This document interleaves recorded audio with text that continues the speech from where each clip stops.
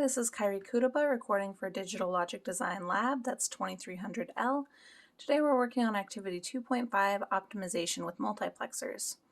This activity centers around a machine that would dispense a drink, coffee, tea, or milk, or a mixture of coffee and milk, or tea and milk. Here I've got a truth table for the situation that tells us with each input, coffee, tea, and milk, if a valid selection has been made and a valid drink would be, dispensed. So the only instances where the drink is not valid would be this first one where there's no drink selected at all. This last one where coffee, tea, and milk are all selected, we can't have a mixture of the three. And the second to last one where coffee and tea are selected, we can't have a mixture of those two. Only milk can be mixed with one or the other. And then looking at the outputs here, we can see that in the first two instances, the outputs match the inputs of milk.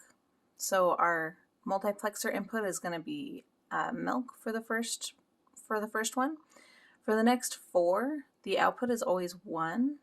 So our next two inputs of the multiplexer will be set to 1. And for the last two, the output is always 0. So our last input of the multiplexer will be set to 0. I've got a circuit verse implementation of this here. We've got the two selectors being coffee and tea, the first input being milk, the second and third input being 1, and the last input being 0. And that would tell us whether the drink is valid, whether the function is 0 or 1. I've got code set up that'll run through each option in the truth table from 000 all the way to 111. And this code will also tell us whether the output is low or high, meaning 0 or 1. And then here I've got a wiring diagram set up to see how we're going to implement this using the 74LS153 chip and a K-map here just to verify what the function we're looking at ends up being, the equation for it. And that is coffee and not tea, or not tea and milk, or not coffee and tea.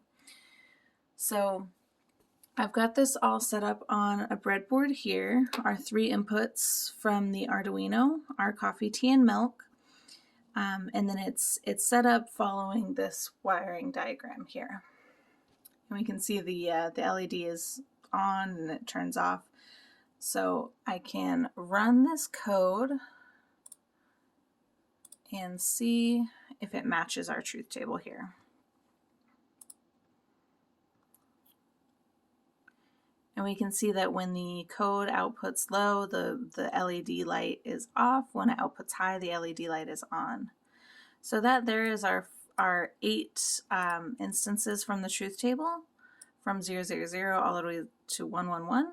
And we can see that it does match. The first one is low or 0. The next 5 are all high or 1. And the last 2 are both low or 0. So our circuit does follow our desired design. Thank you.